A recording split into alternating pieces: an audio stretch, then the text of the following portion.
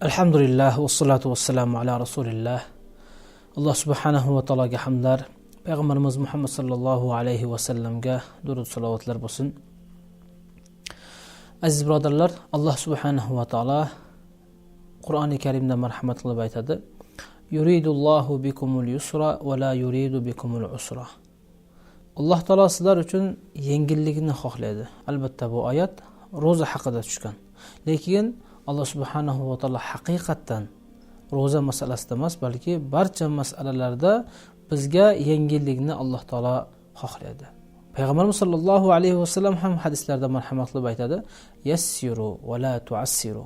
Odamlarga dinni tushuntirayotgan vaqtda yengillik bilan tushuntiringlar. Va la tuassiru, qiyin qilib, qiyin tariqalar bilan, qiyin yo'llar bilan tushuntirmanglar deb payg'ambarimiz marhamat qiladilar.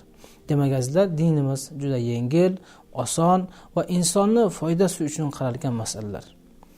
Aytmoqchi bo'lgan masalamiz shuki, Alloh taolo insonga qanchalik bir sinov bergan bo'lsa, qiyinchilik bergan bo'lsa, uni orqasidan yengillikni ham bergan. Va yengillash yo'llarini ham Alloh taolo ko'rsatib ketgan.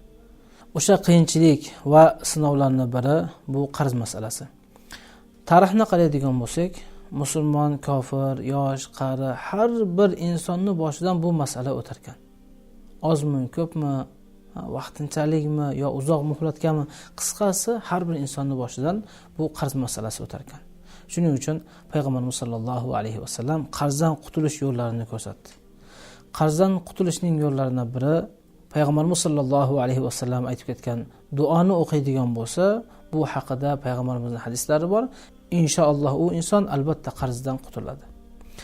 Duo quyidagicha: Allohumma kfini bi halalika an haramik va aghnini bi fadlika amma siwak.